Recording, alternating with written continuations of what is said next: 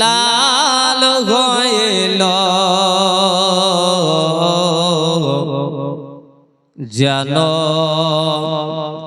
রঘুতেরি বরণ নীলাকাশ আজ লাল হইল যেন রঘুতেরি বরণ। জোরসে বলুন সুবহানাল্লাহ। আরে 150 খানা চিঠি দিয়া আগো ফাটাকে ধোঁকা দিয়া 150 খানা চিঠি দিয়া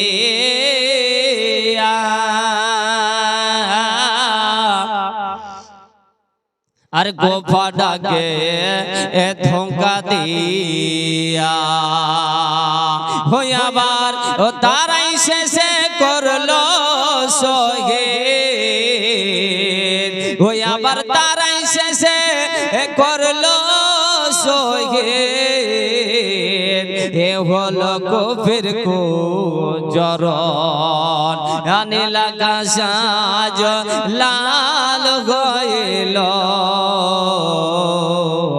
যেন রঘুতেরি বরণ। জালেমেরা ঘিরে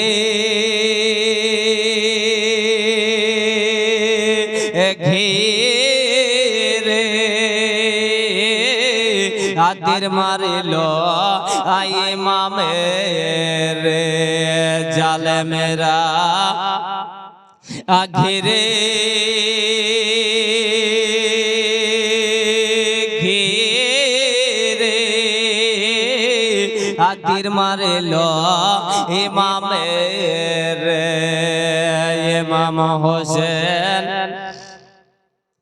গাদর হালে খোদাকে করেন শরণ। হইয়াবার 3 দিন ধরে না দায় পানে। হইয়াবার 3 দিন ধরে না দায় পানে। এ হলো এজিদের বদ কারণ নীলাকাশ আজ লাল হইল যেন রঘুতেরি বরণ। ফেরেশতারা আসিয়া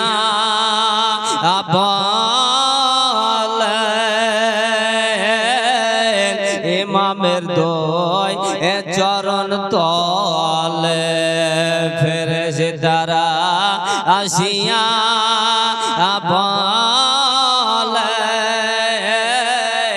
ইমামের দোয় পায়ের তলে। হইয়াবার একটু হুকুম পেলে মোরা। হইয়াবার একটু হুকুম পেলে মোরা ধনী বতুলার মতো নীলাকাশ আজ লাল হইল যেন রঘুতেরি বরণ। নীলাকাশ আজ লাল হইল যেন রঘুতেরি বরণ। আল্লাহুম্মা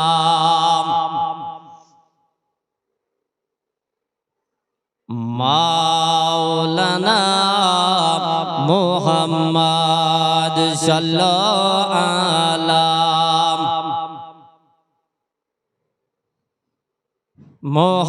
মুহাম্মদ হরদম জবান সেন গালো পাক নামে মুহাম্মদ হরদম জবান সেনে কালো শফি আনাম মুহাম্মদ সাল্লাল্লাহু তাআলা আলাইহি ওয়াসাল্লাম। বাবা ওগো আমার সোনা মানিকেরা, তরুণ যুবক ভাইরা গো, আজকে আপনি কি করে লাঠি খেলা করতে পারেন? আজকে কিভাবে আপনি ঢোল ডঙ্কা বাজাতে পারেন? আপনি কেমন ভাবে আপনার গান বাজনা বাজাতে পারেন? বন্ধু আমার শুনে যান ও যুবক ভাইরা গো, 3 দিন ধরে আপনার পানি বন্ধ করে দেওয়া হয়েছিল। ইমাম হাসান হুসাইনকে পানি দেওয়া হয়েছিল না, ইমাম আলী আকবর আলী আসগরকে পানি দেওয়া হয়েছিল না। তাই ইমাম বংশের জন্য ওই বেদিন মুশরিকের দলেরা এজিদের দলেরা করেছিল কি পানিকে আপনার বন্ধ করে দিয়েছিল। আমার ছোট্ট আপনার হযরত যেন আপনার ছোট্ট 6 মাসের শিশু বাচ্চারা পর্যন্ত কাতর হয়ে গিয়েছিল, পানির জন্য ছটফট করতেছিল। হযরত ইমাম আলী আসগর দুধের বাচ্চা, ছোট্ট বাচ্চা, ওই বাচ্চাটা আপনার মায়ের স্তনে দুগ্ধ শুকিয়ে গেছে, আপনার মার স্তনে দুগ্ধ নাই। ছোট্ট বাচ্চাটাকে যেন মনে হয় বাজাতে পারা যাবে না। ছোট্ট বাচ্চা ইমাম আলী আসগর আপনার কাতর হয়ে মার কোলাতে আপনার বসে আছে। মা সাহারা বানু আপনার নিজের সন্তানকে নিয়ে বসে আছে। হযরতে ইমাম হুসাইন রাদিয়াল্লাহু তাআলা আনহুকে গিয়ে বলতেছেন, সাহারা বানু, প্রাণের স্বামী গো, হুজুর কোনদিন আপনাকে আমি কোনো হুকুম করি নাই, কোনদিন আপনাকে আমি আমার জন্য কোনো কথা বলি নাই স্বামী গো। তবে আজকে আপনাকে আমি একটি হুকুম করিব, বেয়াদবি মাফ করবেন, বেয়াদবি ক্ষমা করবেন। হুজুর আমি আমার জন্য আপনাকে বলবো না, আপনাকে আমি আপনার বেটি হযরত সাকিনার জন্য হুকুম দেব না, আপনাকে আপনার ইমাম বংশের জন্য হুকুম দেব না। আজকে একটি হুকুম করব গো হুজুর গো, আপনার নওয়াজা, আপনার কলেজার ঠুকরা হযরত ইমাম আলী আসগর আমার যেন আপনার স্তনে দুগ্ধ শুকিয়ে গেছে, দুধ আপনার শুকিয়ে যাওয়ার কারণে আমার আপনার ইমাম আলী আসগরকে মনে হয় বাঁচাতে পারবো না। দয়া করে ইমাম আলী আসগরের জন্য একটু পানির ব্যবস্থা করুন হুজুর গো, একটু আপনি তাদের কাছে গিয়ে পানির ব্যবস্থা করুন। আর ইমাম হুসাইন বলতেছেন, দাও দাও দাও ওগো সাহারা বানু, আমার সন্তানটাকে দাও, আমার আলী আসগরকে আমার কোলে তুলে দাও। এমন তো অবস্থায় আপনার জানা ইমাম আলী আসগরকে আপনার বুকে নেওয়া হলো, আপনার জানা দোলদোলের উপরে সবার হয়ে বিবিকে বলা হলো, বিবি গো আমি যাব সেই আপনার ফুরাত নদীর ধারে, আজকে আমি সন্তানের জন্য, আমার আলী আসগরের জন্য আমি একটু পানির ব্যবস্থা করব গো বিবি। তবে শোনো, আমাকে তুমি এক কাজ করো, আমি যদি ফুরাত নদীর ধারে যাই তবে আমার ইমাম আলী আসগরকে পানি পান করাবো, আমার আপনার ঘোড়াকে পানি পান করাবো, আর আমি আসার সময়তে আমার ইমাম বংশের জন্য আমি পানি বহন করে নিয়ে আসব। আর পানি বহন করে আনার জন্য তুমি আপনার ঘর থেকে চামড়ার মেসুক খানা দাও, চামড়ার থৈলি খানা দাও, চামড়ার মেসুক খানা নিয়ে আপনার করলেন কি আর কাঁধে নিলেন গো। এমন তো অবস্থায় জানো হযরত ইমাম আলী আসগরকে নিয়ে ইমাম হুসাইন যেন দুলদুলি নিয়ে আপনার ছুটতে শুরু করলেন। বাবা যেতে যেতে যেতে যেতে যেতে একটা যেন আপনার দফা বসে আছে, লোক বসে আছে, ওই আপনার তাদের কাছে প্রথম দফায় পৌঁছানো পরে এবার তারা জিজ্ঞেস করছে, বলে ইমাম হুসাইন কি ব্যাপার? বলে শোনো গো শোনো, আজকে আমি তোমাদের কাছে একটু পানির জন্য এসেছি, একটু পানির জন্য এসেছি, যে পানি আমি পান করব বলে আসিনি, যে পানি আমার বিবিকে পান করার জন্য আসিনি, যে পানিটা আমার বেটি সাকিনাকে পান করাবো বলে আসিনি। তবে তোমাদের এমন একজন আমার সন্তানকে নিয়ে এসেছি, তোমাদের দেখলেই জানে মায়া হবে, দয়া হবে। দেখো আপনার দেখাচ্ছেন তো দেখছেন যেন আপনার ইমাম আলী আসগার ছোট্ট বাচ্চাটাকে দেখানোর পর তাদের জন্য একটু যেন বাবা দয়া হলো না, একটু মায়া হলো না। এ বাবা, ওগো আমার সোনা মানিকেরা গো, ওগো আমার মায়েরা বোনেরা, এমন তো অবস্থায় বাবা হযরতে ইমাম আলী আসগারকে পানি দেব না। এরা বাবা আপনার বলল পানি দেব না বলে, বাবা আপনার দ্বারা করলো কে? আপনার যেন বলল পানি দেব না, পানি দেব না। এবার কিন্তু বাবা আমার ভাইরা গো, আবার যেন ইমাম হুসাইন দুলদুল নিয়ে ছুটতে শুরু করলেন। যেতে যেতে আপনার আবার যেন একটা সামনে এক গুচ্ছা লোক যেন বসে রয়েছে, ওই তাদের কাছেই আপনার যেন হাজির হওয়া হলো। তাদেরকে গিয়ে আপনার ওই একই প্রস্তাব দেওয়া হলো, তারাও কিন্তু রাজি হলো না, বলে দেবে না, বলে না না পানি দেওয়া হবে না।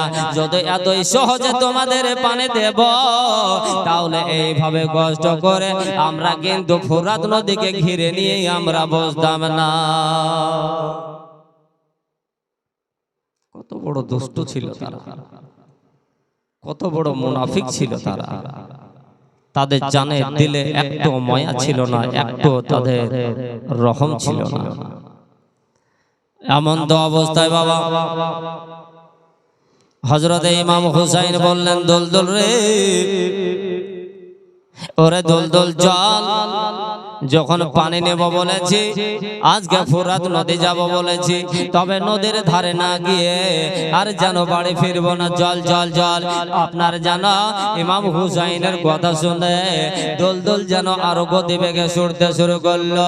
যেতে যেতে যেতে যেতে বাবা আপনার গিয়ে যেন আপনার ফোরাত নদীর ধারে গিয়ে পৌঁছালো। পৌঁছানোর পরে ইমাম হুসাইন যেন নিজের নওয়াজা হযরতে ইমাম আলী আসগারকে বলতেছেন, বলে বেটা, ওগো আমার বেটা আলী আসগার, দেখো দেখো বাবা ফোরাত নদী কত যেন বহে যাচ্ছে পানি, নাও বাবা চোখ খুলো, একটু পানি খেয়ে নাও বাবা, একটু পানি পান করে নাও বাবা। ইমাম আলী আসগার যেন কিছুতেই যেন আপনার যেন চোখ খুলছেন না, কিছুতেই যেন আপনার জবান খুলছেন না। হে আল্লাহ মাবুদ গো, আল্লাহ আমার ছেলে যে আপনার কেন চোখ খুলছেন না? বলে ইমাম হুসাইন আপনার যেন চলে করে পানি উঠিয়ে নিয়ে আপনার যেন নিজের সন্তানের মুখে যেমনই বাবা দিতে যাচ্ছেন, ও চোখ খুলে যেন পানি আপনার ছিটিয়ে পড়ে যাচ্ছে। আবার যেন আপনার নদী থেকে পানি উঠিয়ে নাই, আর ওই চোখ করে আবার ছেলের যেমনই মুখে লাগাতে যায়, ও চোখ খুলে পানি আপনার পড়ে যায়। এই দৃশ্য দেখে ফেরেশতারা বলেন ডেকে, আল্লাহ গো, ওগো মাবুদ আল্লাহ, আমার ইমাম হাসান হুসাইনের যে আপনার নওয়াজা, ইমাম হুসাইনের যে আপনার কলেজার টুকরা, ইমাম আলী আসগারের মুখে কেন আল্লাহ পানি যাচ্ছে না? আল্লাহ বলেন, ফেরেশতা আমি এই পানি তাদের জন্য, এই পানিকে আমি হারাম করে রেখেছি, এই পানি তারা খেতে পাবে না, তারা পাবে না, যতই চেষ্টা করুক না কেন, এই পানি তাদের জন্য, এই নাপাক পানি আমার ইমাম বংশের জন্য আমি হারাম করে রেখেছি। চিল্লে বলুন ইয়া রাসূলুল্লাহ, জোরসে বলুন সুবহানাল্লাহ। ও বাবা আমার ভাইরা বন্ধুরা, এমন তো অবস্থা দেখা গেল যখন শেষ বেলাতে পানি খাওয়া হলো না, দুলদুলকে বলো হলো, দুলদুল রে, ওরে দুলদুল, অন্তত পক্ষে তুই পানি খেয়ে নে, তোর মুখের তলা দিয়ে কত না পানি বয়ে যাচ্ছে রে দুলদুল। দুলদুল কিন্তু আপনার পানি খেলো না। দুলদুল বলছে, আল্লাহ গো, ইয়া আল্লাহ, এ রব্বে কারীম পরওয়ার দেখারে আলা, আল্লাহ একটু মুখের জবানটা মানুষের মতো কিছুক্ষণের জন্য খুলে দেন, আমার ইমাম হুসাইনকে যেন আমার কথাগুলো আমি বলবো।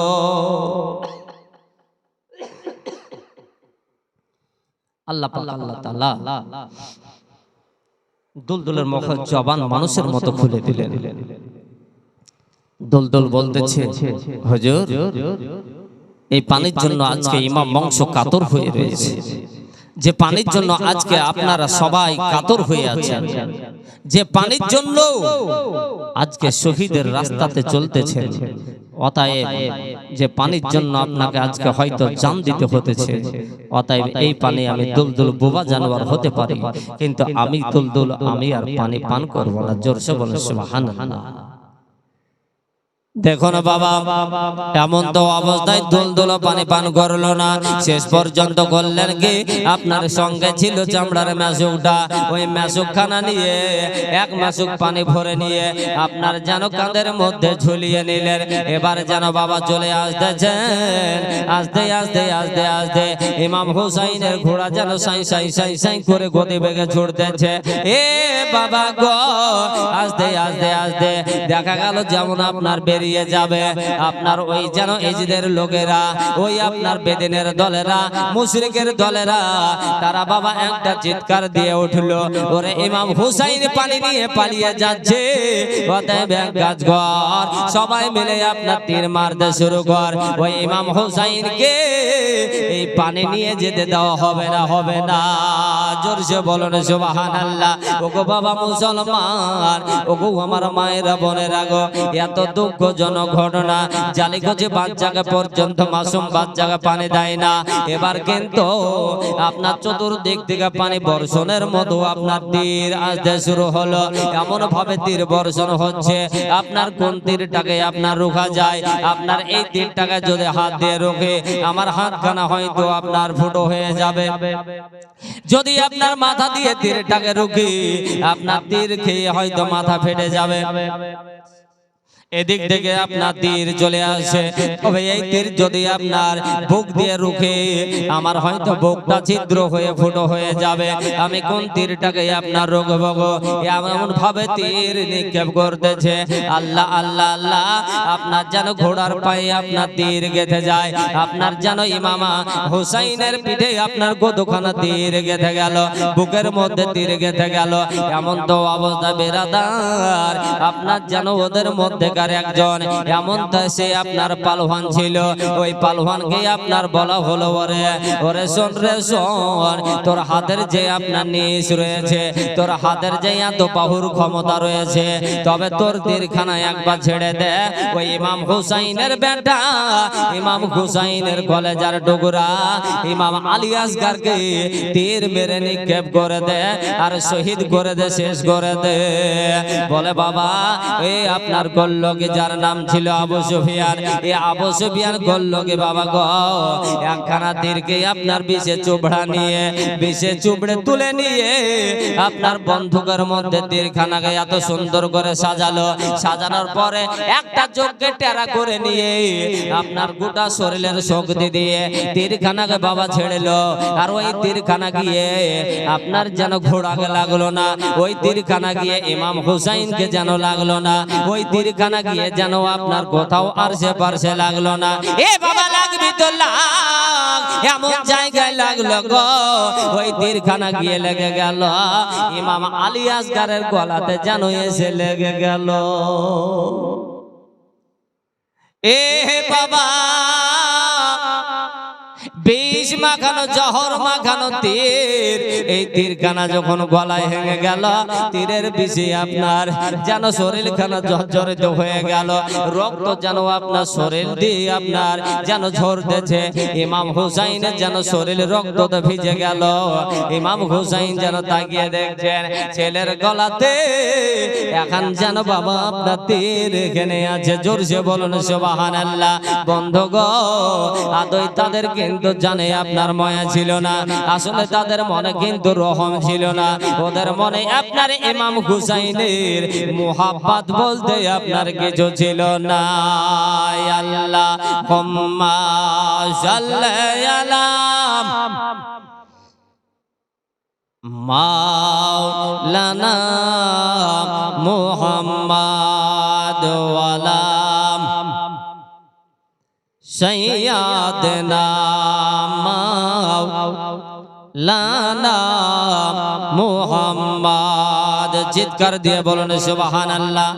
এই আকাশের তারা গোলে, আসমানের তারা গোলে, আকাশের তারা গোলে, জান্নাতের তারা গোলে, ঝিলিমিলি ঝিলিমিলি জ্বলছে,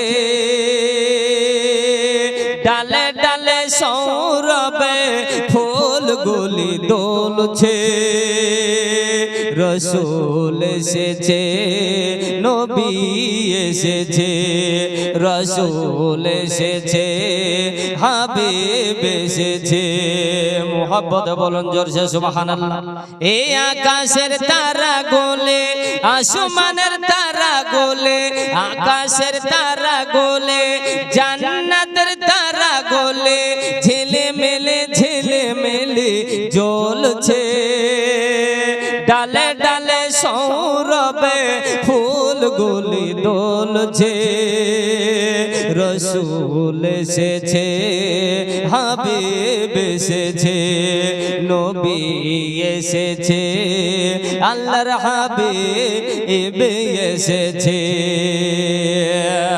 আরব দেশে কাবার পাশে আরব দেশে কাবার পাশে রসূলের রসূল সেরা নবী এসেছে আরব দেশে কাবার পথে নবীদের নবী সেরা নবী এসেছে ওগো রসূল এসেছে নবী এসেছে আর রসূল এসেছে হাবিব এসেছে আল্লাহর নবী এসেছে রসূল এসেছে আল্লাহর হাবিব এসেছে নবী এসেছে জোরসে বলুন সুবহানাল্লাহ আমিনার কোলে চন্দ্র দলে আমিনার কোলে চন্দ্র দলে পাখিরা ডালে ডালে সুর ধরেছে হাবিব এসেছে রসূল এসেছে নবী এসেছে রসূল এসেছে হাবিব এসেছে রসূল এসেছে আমার নবী এসেছে রসূল এসেছে জোরসে বলুন ধন্য ধন্য হয়েছে ধন্য ধন্য ধন্য হয়েছে ধন্য নবীজিকে যে ভালোবেসেছে হাবিব এসেছে রসূল এসেছে।